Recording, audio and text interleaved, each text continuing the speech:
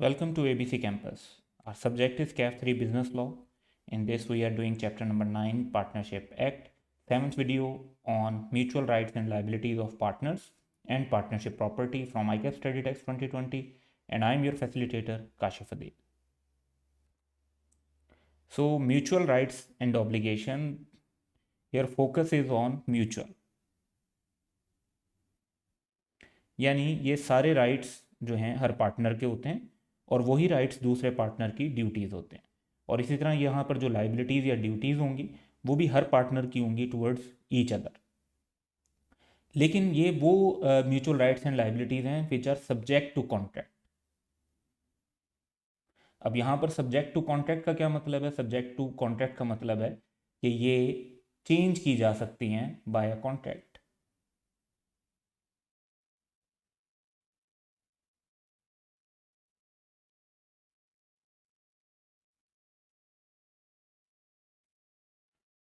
और ये पॉइंट्स क्या हैं इसमें? Duty to work without remuneration, तो सैलरीज डिसाइड भी की जा सकती हैं लेकिन अदरवाइज ड्यूटी होती है कि विदाउट रेमुनरेशन काम करना है। Profit and losses equally share होते हैं, लेकिन ये भी हो सकता है कि एक पार्टनर इन प्रॉफिट्स ओनली और लॉसेज में शेयर ना करे, सब्जेक्ट टू अ कॉन्ट्रैक्ट। इसी तरह ये भी हो सकता है कि प्रॉफिट और लॉसेज की जो शेयरिंग है वो कुछ और रेशो हो, जैसे 70-30, 60-40, 80-20। Right to interest on capital नहीं होता, लेकिन अगर एग्री कर लें तो वो होगा और आउट ऑफ प्रॉफिट्स होगा। Right to interest on subsequent advances, यानी लोन जो फर्म को दिए होते हैं पार्टनर ने उन पे, तो अगर एग्रीड इंटरेस्ट होगा तो वो मिलेगा, एग्रीड नहीं होगा तो 6% के हिसाब से मिलेगा। राइट टू इंडेमनिटी ये है कि अगर फर्म के लिए कोई फर्म को लॉस से बचाने के लिए कोई काम किया है या फर्म के ऑर्डिनरी कोर्स ऑफ बिजनेस के लिए कोई एक्सपेंडिचर्स किए हैं तो वो उसकी इंडेमनिफिकेशन एक पार्टनर ले सकता है अपने को पार्टनर से या इनफैक्ट फर्म से।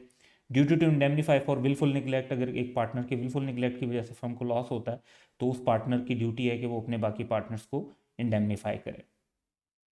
तो ये सारी जो ड्यूटीज़ हैं और राइट्स हैं ये हमारी लास्ट 2 वीडियोस के अंदर कवर हमने की हैं, जिनमें हमने क्वालिफाइड ड्यूटीज़ को डिस्कस किया था और उसके बाद राइट्स ऑफ पार्टनर्स को डिस्कस किया था। तो ये ऑलरेडी डिटेल में डिस्कस हो चुकी हैं। अब इसमें से एक इंटरेस्टिंग एक सिनेरियो लेते हैं इस पॉइंट को लेके कि right to share profit and losses equally है, तो क्या ये चेंज किया जा सकता है? Yes, it can be change by a contract. तो हमारे पास एग्जांपल है कि Badar, Nazar and Zafar agreed to form a partnership. The partnership deed inter alia, among other things, provided that all the three shall share the profits equally. अच्छा, यहाँ पर तो agreement में भी ये लिखा हुआ है कि इक्वली शेयर करेंगे। सो 3 पार्टनर्स हैं और वो इक्वली शेयर कर रहे होंगे पार्टनरशिप डीड के मुताबिक। Afterwards they carried on the partnership business for many years, बदर रिसीविंग 1/2 यानी 50% of the net profits and the other half being equally divided between Nazar and Zafar, to which Nazar and Zafar never objected.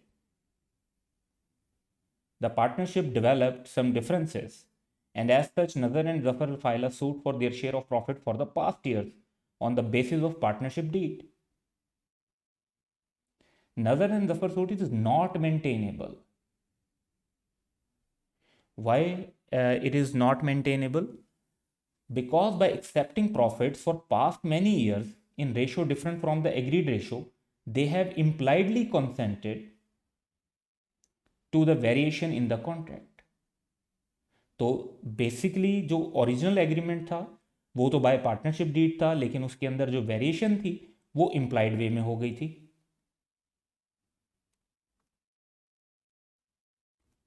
So implied consent की base पर जो actually share हो रहा था वो valid consider होगा।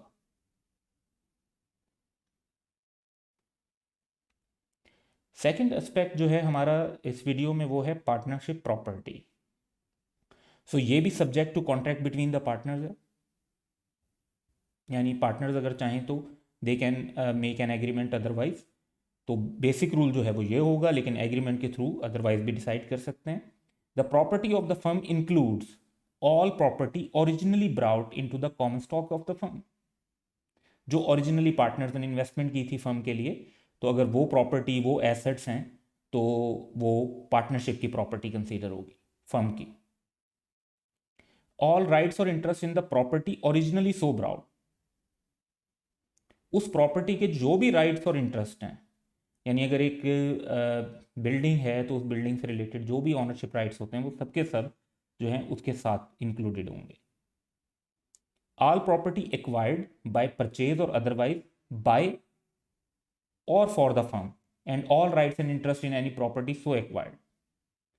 सो कोई भी प्रॉपर्टी जो एक्वायर और परचेज की जाती है बाय द फर्म और फॉर द फर्म, तो वो भी इसमें शामिल होगी, वो पार्टनरशिप फर्म की प्रॉपर्टी समझी जाएगी। इसी तरह goodwill of the business of firm, उसे भी पार्टनरशिप फर्म की प्रॉपर्टी समझा जाए। सो ये चार जो हमारे पास बेसिक रूल आ गया कि ये चार जो पॉइंट्स हैं ये फर्म की प्रॉपर्टी समझे जाएंगे, एक पार्टनर की, इंडिविजुअल पार्टनर की पर्सनल प्रॉपर्टी नहीं समझे जाएंगे। इसमें एक रूल और भी हमें समझ लेना चाहिए, unless any contrary intention appears. अगर कॉन्ट्रेरी इंटेंशन होगी कि जी अदरवाइज लग रहा होगा तो फिर अलग बात है, वरना any property purchased with partnership money without other partners consent will be deem to be partnership property. तो लेकिन इसमें यह चीज भी कई जगह पर हम देखेंगे कि कॉन्ट्रेरी इंटेंशन होगी, like a partner debits himself.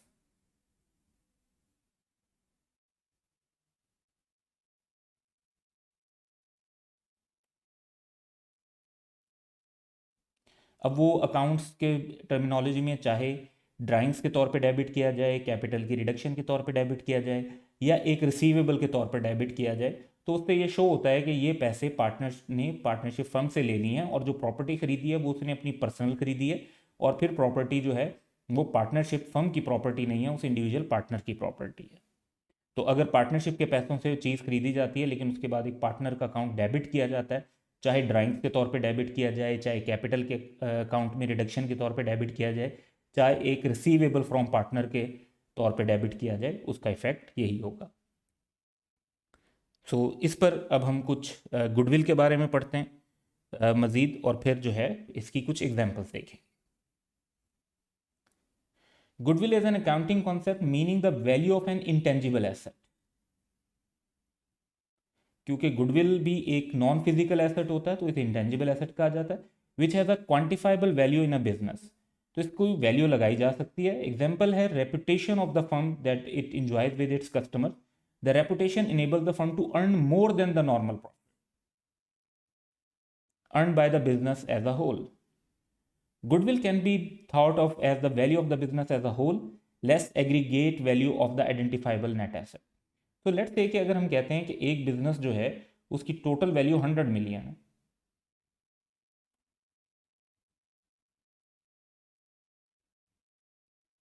लेकिन उसके अंदर जो एसेट्स हैं जैसे plant, property, inventory, cash, receivable, और ये जब हमने एसेट्स की बात करनी है तो नेट की बात करनी है, यानी नेट ऑफ लाइबिलिटीज, तो वो 80 मिलियन के हैं। अब 80 मिलियन के लाइक उसमें से हम कहते हैं कि जी 20 मिलियन का प्लांट है, 15 मिलियन की इन्वेंट्री है, 18 मिलियन की रिसीवेबल है, 5 मिलियन का कैश है, बाकी कुछ एसेट्स हैं एंड सो ऑन, और फिर कुछ लाइबिलिटीज उसमें से माइनस करके टोटल 80 मिलियन नेट आ रहा है। लेकिन बिजनेस की वैल्यू 100 मिलियन लग रही है। बिजनेस की वैल्यू 100 मिलियन क्यों लग रही है? हालांकि कोई भी ये 80 मिलियन के एसेट खरीद कर वैसा बिजनेस बना सकता है, लेकिन इस बिजनेस का कुछ मार्केट में रेप्यूट इतना अच्छा है कि ये नॉर्मल से ज़्यादा प्रॉफिट जनरेट कर सकता है, इसलिए इस बिजनेस की वैल्यू मार्केट में 100 मिलियन लग रही है। और ये जो एक्स्ट्रा 20 मिलियन है, दिस इज गुडविल।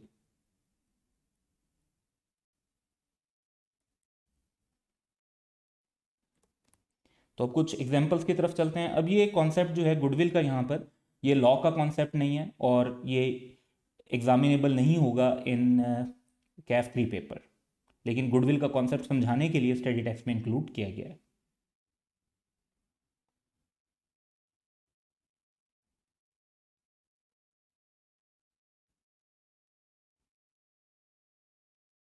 हाँ, जब आप अकाउंटिंग के कोई पेपर्स दे रहे होंगे तो वहाँ पर ये concept according to syllabus examinable हो सकता है। एग्जाम्पल 62 है हमारे पास, Azam, Babar and Karim are partners in a business, they buy a property in the name of fictitious person with the money of the partnership. जब पार्टनरशिप के पैसे हों तो अनलेस के कॉन्ट्रेरी इंटेंशन प्रूव होती है।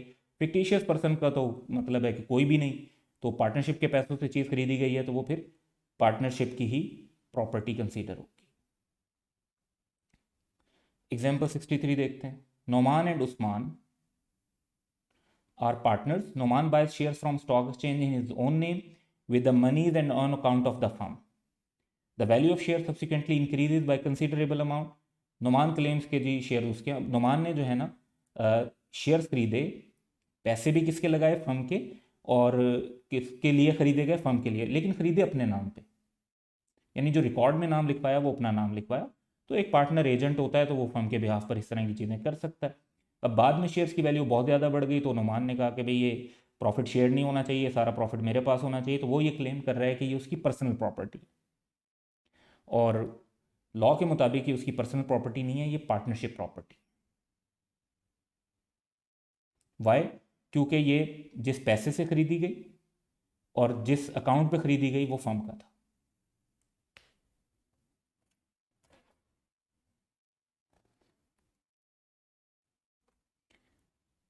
Example 64, Sadia and Rabia are partners, Sadia buys land with partnership money for her sole benefit, यानी firm के लिए नहीं। Thereafter Sadia debit herself, अब ये वो इंटेंशन शो कर रही है कि ये पर्सनल प्रॉपर्टी है।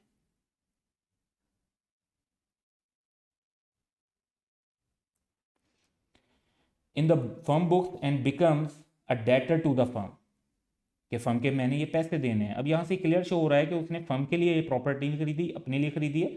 फर्म से तो वो पैसे जो है ना वो एक लोन के तौर पर लिए हैं। For the amount of the purchase money the value of land increase subsequently by considerable amount. Rabia claims that the said land is property of the firm. The land is not partnership property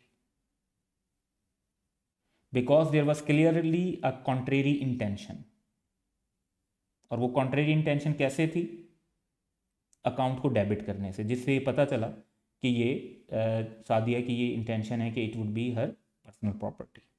now see example 65, Arsalan, a partner in a firm, buys shares of a company in his own name without the authority of other partners but with the money and on account of the firm. तो अब यहाँ पर ये देखें कि बेशक अपने नाम पे यूज़ किया लेकिन पैसे भी उसके हैं, कोई कॉन्ट्रेरी इंटेंशन इसके अलावा शो नहीं हो रही। सो शेयर्स में be deem to be partnership property.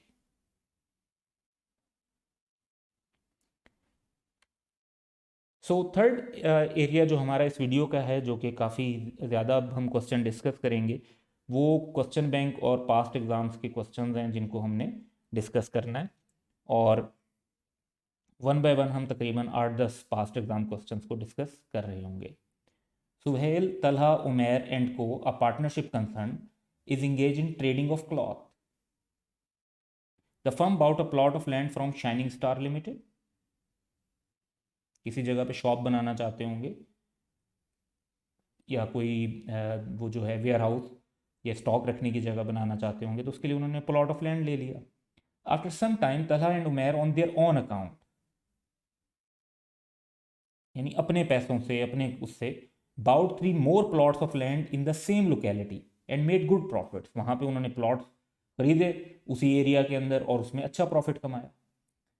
अब दो पार्टनर्स ने कमाया और एक ने नहीं कमाया। Suhail on becoming aware of such profit sued Talha and Umair for his share, कि जी मेरा भी शेयर इसके अंदर दें जो आपने प्रॉफिट इसमें अर्न किया। तो क्या ये प्रॉपर्टीज़ जो थी वो पार्टनरशिप की थी? क्योंकि अगर ये प्रॉपर्टीज़ पार्टनरशिप की थी फिर तो ये प्रॉफिट तीनों का हक बनता है और सुहेल को भी उसका शेयर मिलना चाहिए। और अगर ये प्रॉपर्टीज़ सिर्फ तलहा और उमेर की पर्सनल प्रॉपर्टीज़ थी तो सुहेल को कोई शेयर नहीं मिलेगा। सो रिक्वायरमेंट है कि explain whether Talha and Umer are liable to share such profits with Suhail. The answer is no. क्यों Talha and Umer are not liable to share such profit? क्योंकि ये पार्टनरशिप के स्कोप में नहीं थी। अगर आप नोटिस करें तो जो पार्टनरशिप का बिजनेस है वो क्लॉथ की ट्रेडिंग है, जबकि जो प्रॉफिट यहाँ पर रन किया गया है वो रियल स्टेट की डीलिंग के अंदर किया गया है, लैंड की सेल परचेज के अंदर किया गया है। सो रूल क्या है लॉ का? Subject to contract between the partner shall account for the profit and pay to the firm which he derive for himself from any transaction of the firm. अब ये प्रॉपर्टीज जो land की हैं ये of the firm नहीं थी, और from the use of property or business connection of the firm और फर्म ने, तो ये वाला रूल तो अप्लाई नहीं हो रहा। He made for himself from carrying on the business of the same nature.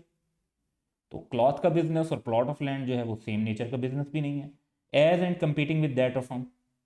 तो ये दोनों रूल अप्लाई नहीं हो रहे, इसलिए आंसर है no, they are not liable to share such profits with Suhail, और सुहेल इंटाइटल्ड नहीं है कि उनसे प्रॉफिट का शेयर क्लेम कर सके। एग्जाम्पल 67 देखते हैं। Ubaid, Rahil and Parvez were partners in a firm on September 1, 2009. Parvez retired from the partnership. The remaining partners continued the business with the property of the firm without final settlement of accounts as between them and Parvez. So, in the light of the Partnership Act, describe the rights of Parvez, who is retired partner, in the above circumstances. तो ये एक बड़ा simple सा मामला है कि जब final account की सेटलमेंट नहीं होती विद द आउटगोइंग पार्टनर, तो आउटगोइंग पार्टनर के पास ऑप्शन होता है कि उसके रिटायरमेंट के बाद के टाइम के लिए वो या तो शेयर ऑफ प्रॉफिट क्लेम कर सकता है, जैसे वो पार्टनर होता तो उसका क्लेम बनता, या फिर वो 6% इंटरेस्ट ले सकता है अपनी अमाउंट ऑफ कैपिटल जो उसका शेयर इन प्रॉपर्टी बनता है उस पर। सो अगर एग्रीमेंट होता तो वो फॉलो होता, लेकिन एग्रीमेंट अगर नहीं है तो ऑप्शन क्या है? एक ऑप्शन तो ये है, to claim such share of profit of the firm earned after he cease to be a partner as may be attributable to the use of his share of the property of the firm, कि उसके पैसे से जो इतना उसका हिस्सा था assets के अंदर उस हिसाब से कितना प्रॉफिट बनता है, या फिर वो ये कि 6% इंटरेस्ट ले ले on the amount of his share, जितना उसका शेयर है। अगर उसका शेयर जो है वो 10 लाख का है तो 60,000 रुपये का इंटरेस्ट उसका बन जाएगा 6% से, और अगर 1 करोड़ का है तो उसको 6 लाख रुपीज़ मिल जाएंगे।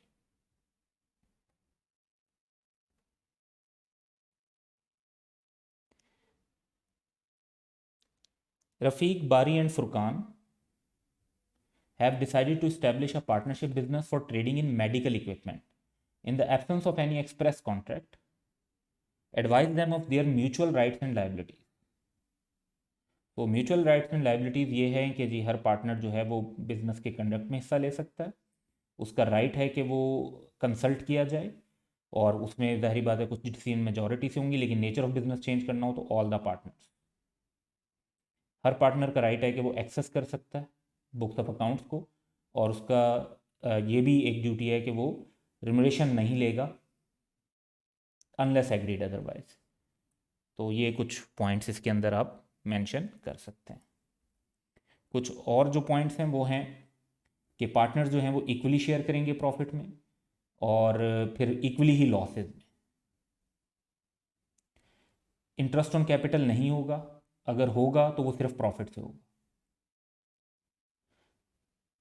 एडवांस अगर कोई होता है लोन वगैरह तो उस पर जो इंटरेस्ट होगा वो 6% होगा। इंडेमनिफिकेशन होगी अगर ऑर्डनरी कंडक्ट में कुछ उन्होंने पेमेंट्स की हैं या एमरजेंसी सिचुएशन में की हैं, और एक पार्टनर जो है वो फर्म को इंडेमनीफाई करेगा विलफुल निगलेक्ट के लिए। तो ये ओवरऑल सारी यानी जो पॉइंट्स थे उसमें से जो मैक्सिमम पॉसिबल पॉइंट्स थे राइट्स एंड ड्यूटीज़ के कंबाइन करके वो यहाँ पर मेंशन कर दिए गए।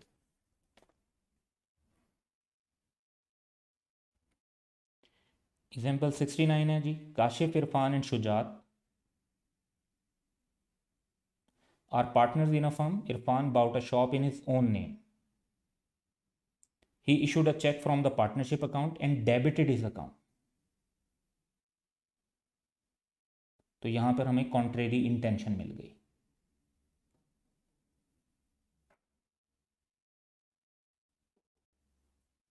With the purchase price, he rented out the shop and credited the receipt of rent in his capital account. और जब रेंट के पैसे आए तो वो उसने पार्टनरशिप में दिए, तो उससे उसने अपना कैपिटल अकाउंट बढ़ा दिया। जिस तरह एक पार्टनर जब कोई पैसा बिजनेस में लाता है तो वो कैपिटल अकाउंट अपना क्रेडिट करता है। ये भी कॉन्ट्रेरी इंटेंशन को प्रूव कर रहा है। Kashif has objected to this practice and asked Irfan to register the shop in the firm's name, contending that the shop is partnership's property. Irfan disagrees. तो कौन सही कह रहा है यहाँ पे? तो पर्सपेक्टिव जो है वो ये बनता है कि बड़ी क्लियर इंटेंशन है कि ये पार्टनरशिप की प्रॉपर्टी नहीं है। तो इरफान का पॉइंट ऑफ व्यू ठीक है, और जो ऑब्जेक्शन है एक और पार्टनर का वो गलत है। Explain what constitute partnership property. तो हमारे आंसर में पहली बात ये हम बताएंगे, under the partnership act and whether the shop is partnership property और नॉट। और पहले तो हमने पार्टनरशिप प्रॉपर्टी क्या होगी, फिर उसके ऊपर जो हमारा कंक्लूजन है वो बताना है। पहले तो जो पॉइंट्स हैं कि पार्टनरशिप प्रॉपर्टी क्या होती है उसको आपने रेप्लिकेट कर देना है। फिर कंक्लूजन बड़ा सिंपल है, the shop is not property of the firm as Irfan has bought it with the firm's money and by debiting it in his account he has showed his intention of taking the money as loan.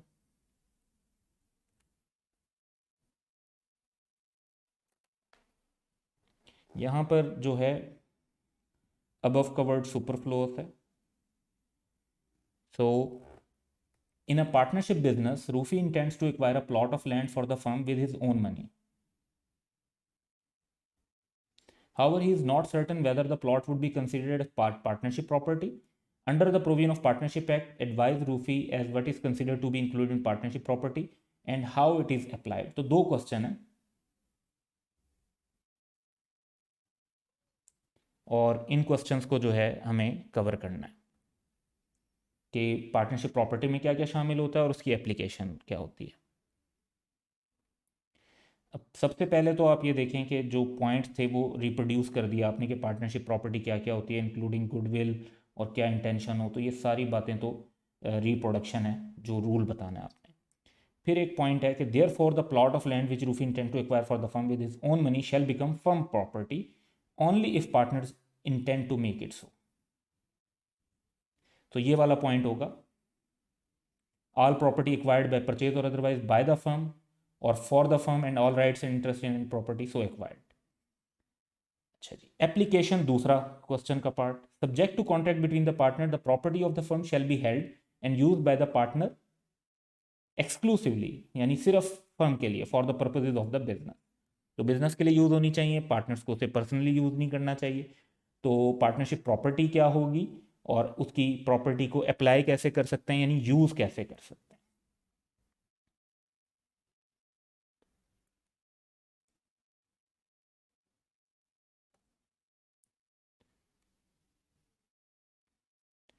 On 1st July 2016, Abid, Rizwan, and Salman started a partnership business and contributed rupees 2 lakh each towards the firm capital. They also agreed to share profits in equal proportion. Abid, in addition to his capital contribution,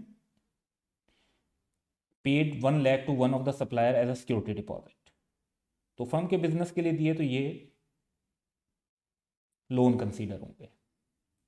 All the partners are entitled to interest at the rate of 8% on their capital. However, during the year the firm incurred a loss of 80,000. तो याद रखें कि जो interest on capital है वो सिर्फ profit से हो सकता है।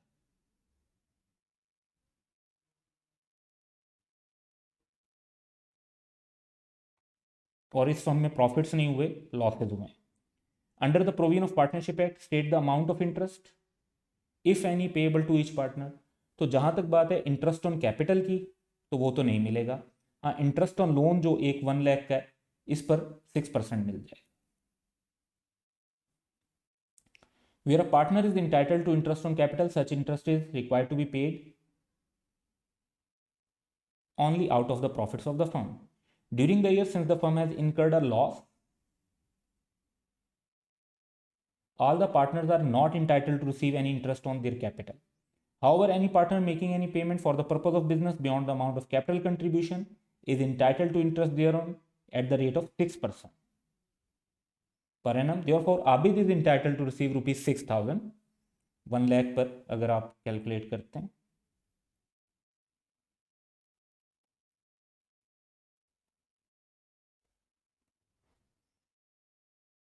on the amount paid as a security deposit.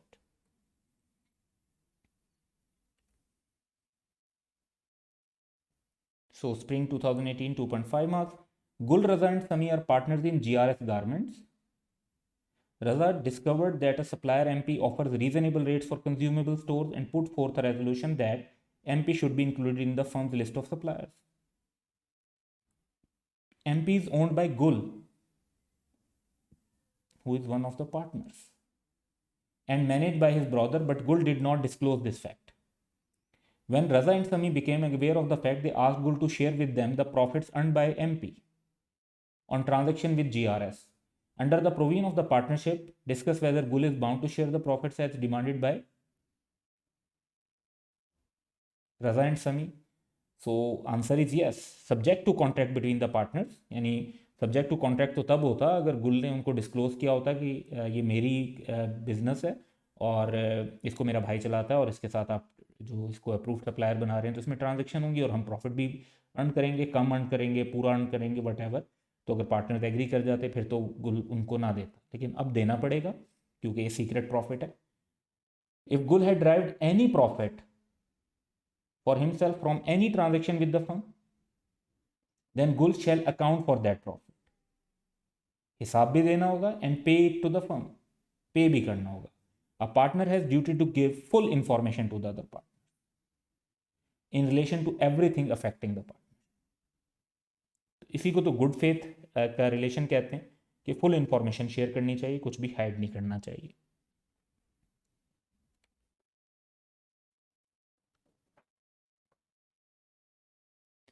Badr and Yasin established a distribution agency for supplying low-cost medicine to hospitals. Yasin, by way of a verbal agreement, allowed the agency to use his ancestral land, जो आबाई ज़मीन थी, for the business of the agency.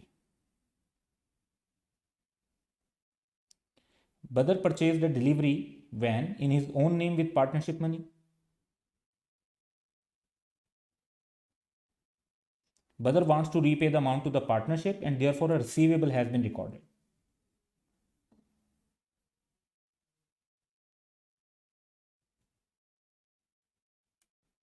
In the partnership books. Under the provision of Partnership Act, describe whether the above asset would be considered to be partnership property. एक तो हम बात करें अगर यासीन की, तो यासीन ने जो लैंड दी है वो पार्टनरशिप प्रॉपर्टी नहीं है, वो यासीन की ही लैंड है। क्योंकि उसने यूज़ करना अलाउ किया है, उसके लिए वो रेंट लेगा या रेंट नहीं लेगा ये एग्रीमेंट पे डिपेंड करता है, बट ये प्रॉपर्टी पार्टनरशिप की नहीं हो जाती क्योंकि ना ये पार्टनरशिप के ओरिजिनल कॉमन स्टॉक में लाई गई है, ना इसके साथ कोई ऐसे राइट्स लाए गए हैं, ना ये पार्टनरशिप के पैसों से एक्वायर की गई। जो दूसरी बात है कि वैन जो परचेज़ की है बदर ने, वो भी पार्टनरशिप मनी से परचेज की गई है, लेकिन उसके बाद रिसीवेबल रिकॉर्ड किया गया which shows the contrary intention कि ये पार्टनरशिप की प्रॉपर्टी नहीं है, ये पार्टनर की पर्सनल प्रॉपर्टी है, तो ये पार्टनरशिप प्रॉपर्टी कंसीडर नहीं होंगे दोनों ऐसा। तो land provided by Yasin subject to contract between the partners, the land would not be treated as partnership property. It will become the partnership property only if the partners show an intention to make it so. But since Yasin by way of an agreement brought the property only for the use of the partnership, the mere use of such land by partnership would not make the land part of partnership property. In this case, जो delivery van does not constitute partnership property because recording of receivable in partnership book shows that the van was not acquired for the partnership but for the partner personally, और partner उसके पैसे जो है वो partnership proper firm को पे करेगा जो उसने एक किस्म का क्रेडिट लिया उनसे या लोन के तौर पे लिए। Under the provisions of partnership act state the mandatory duties. Mandatory duties वो हैं जिनको हमने जनरल ड्यूटीज की हेडिंग में पढ़ा था।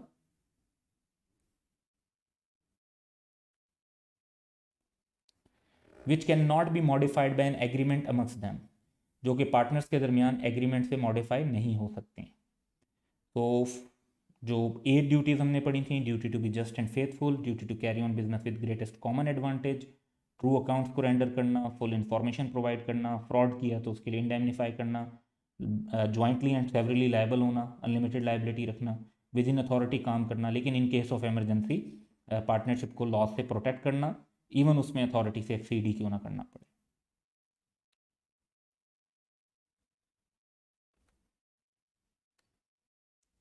Aftab, Rihan and Bali were partners in a law firm. The partnership deed, among other things, provide that the profit or losses of the firm would be shared equally among the partners. The firm continued its business for many years with Aftab receiving 50% share in the net profit and Rehan and Bali each sharing 25%.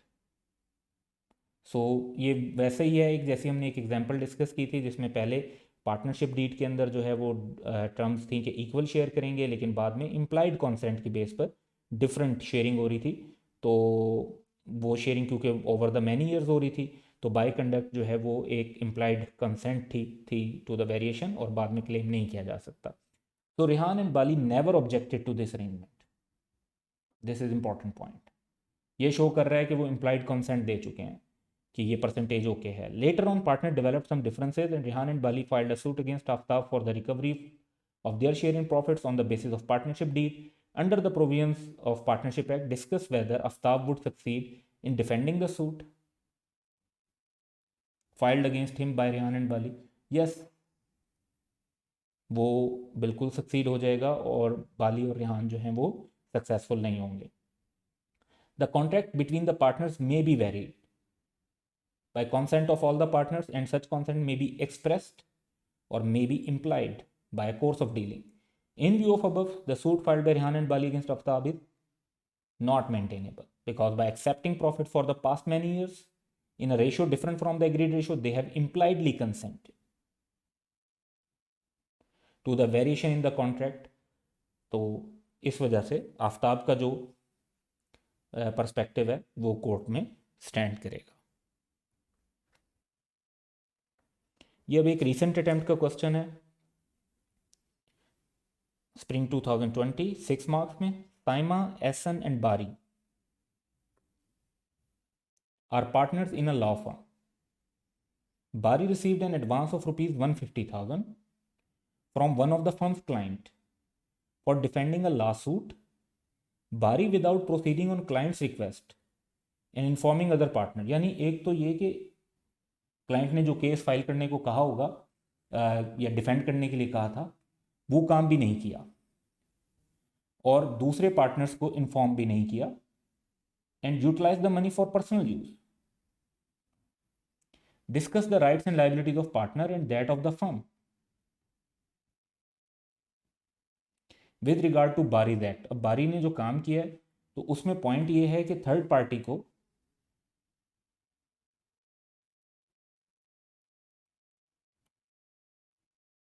तो firm liable होगी, यानी all the partners. फिर ये होगा कि पैसे तो देने पड़ जाएंगे साइमा, एसन और बारी को. अब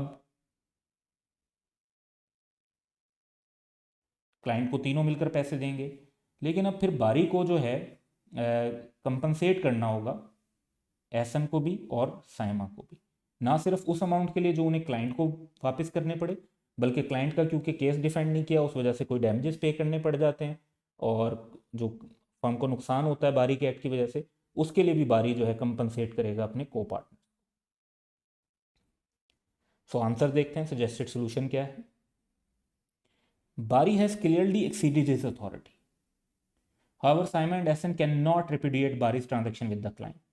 क्योंकि देखें जो क्लाइंट है उसने तो अपेरेंट अथॉरिटी की बेस पर केस करना है, उसने तो फर्म के को पैसे दिए थे, एक पार्टनर को दिए थे, ऑर्डिनरी कोर्स ऑफ बिजनेस में दिए थे, तो आगे एक पार्टनर उसको मिसयूज़ करता है तो ये उसका फॉल्ट नहीं है.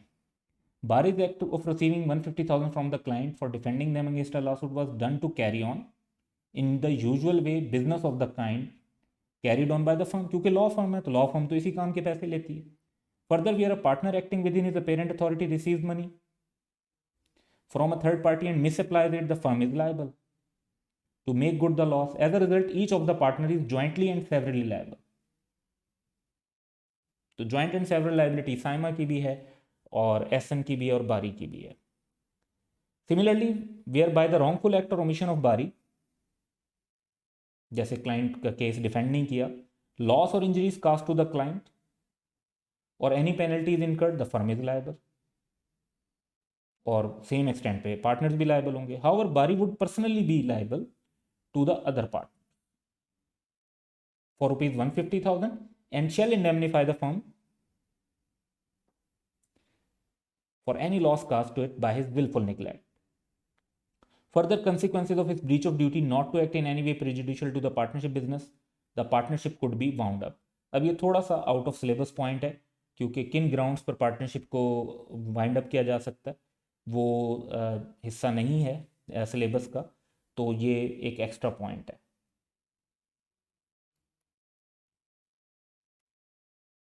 तो सोल्यूशन अगर आप इतना भी लिखेंगे तो for 6 marks that would be comprehensive. So that's all for today. Have a good day.